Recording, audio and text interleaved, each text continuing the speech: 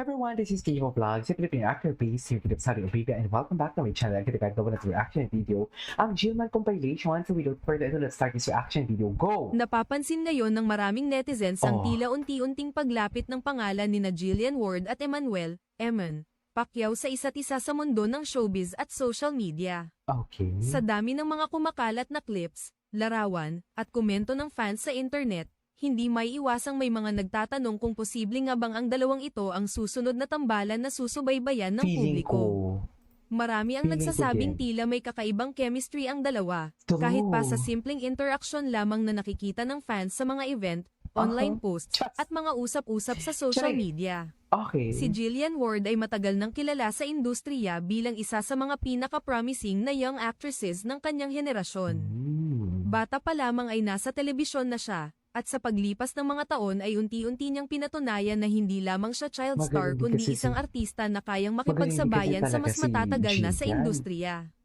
Dahil dito, marami ang nakapansin sa kanyang maturity bilang performer at sa kanyang natural na karisma sa harap ng kamera.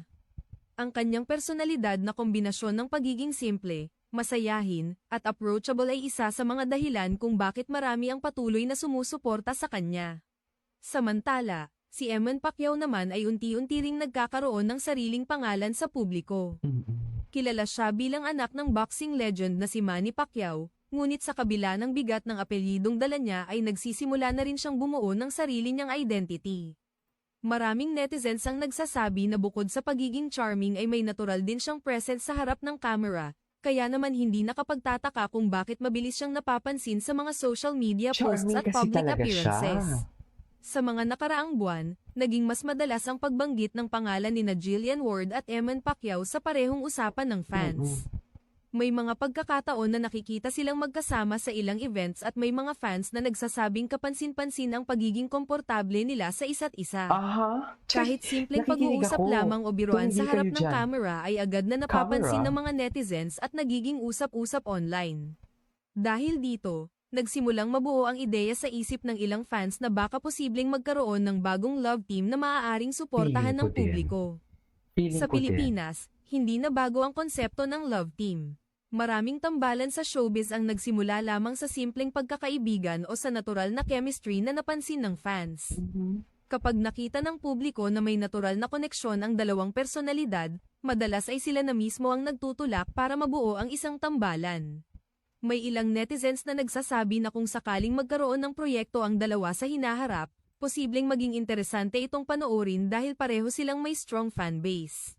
Si Jillian Ward ay may matagal ng tagahanga mula sa kanyang mga teleserye at television appearances, habang si Emman Pacquiao naman ay may sariling following dahil sa kanyang personalidad at sa kanyang pagiging bahagi ng kilalang pamilya. Isa pa sa dahilan kung bakit maraming tao ang naaaliw sa ideya ng tambalang ito ay ang pagiging natural ng kanilang interaksyon. Hindi ito mukhang pilit para sa maraming fans.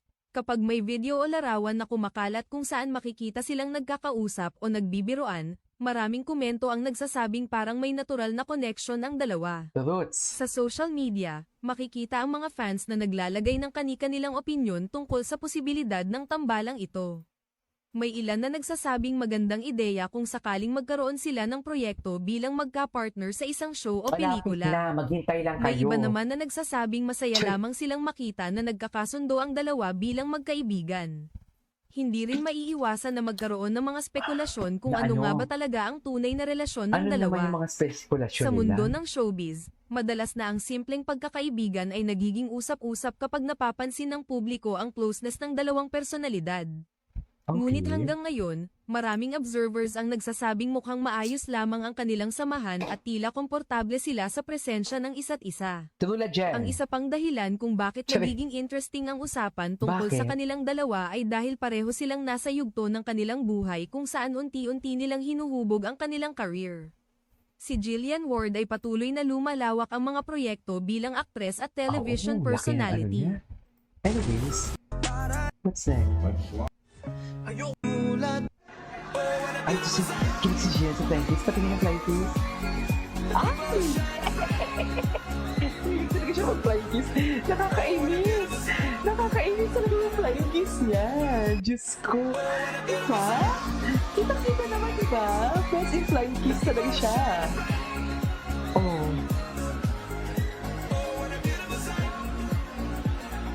in flying kiss talaga siya, ma'am. Diba? Ulitin natin kasi kinikilig talaga ako sa kanila.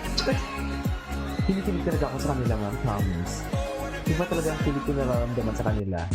Ay! Oh, flying kiss. Oh, flying kiss.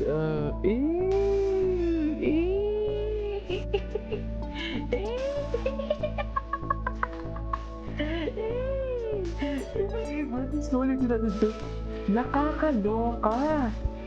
Nakakaloka si Emma, no? Promise.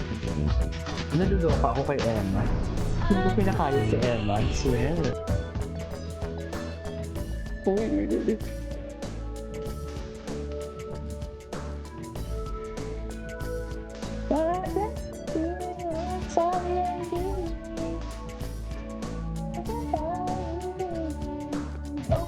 Ay, talaga na. Ayan na. Huling mahigpit na yakas kasi umila si Jess talaga. Hinigpitan niya talaga. Hinigpitan niya talaga. Ano, bakit ang hinigpitan niya? Bakit ang ganyan? Emma? Sana mo, Bruce Lee.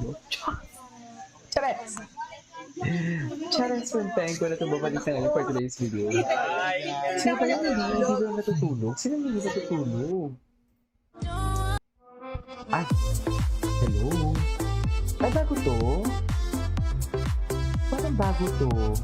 Ay, si Mami Joanna pala to. Si Mami Joanna ang nag-post.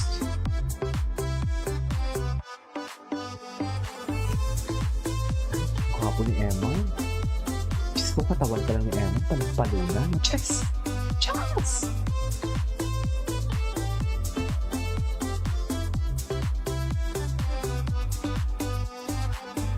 Oh. Tapos... Oh. Ay, ito. Oh.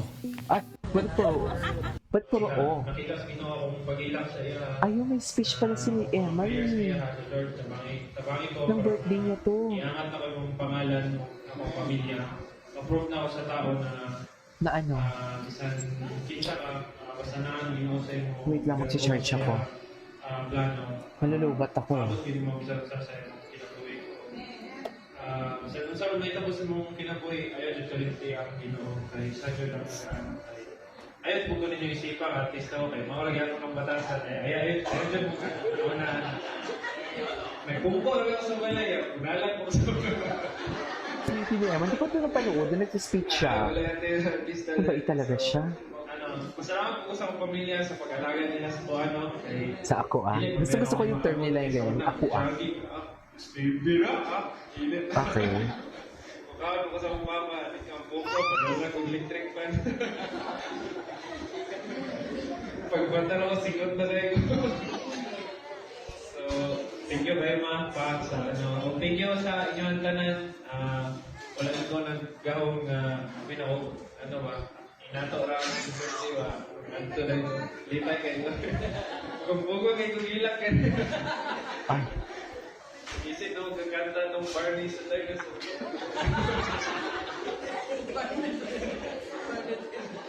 Kaya, salamat kayo sa inyong pag-ampo, no? Kay Sisan sa fame, sa tinood lang, sa akong yagi, hindi po ma-digital sa fame, pero tungkol sa inyong mga advice ako sa unang, always stay humble and always pray to God, na overcome na ako sa tanan, o ako mga problema po.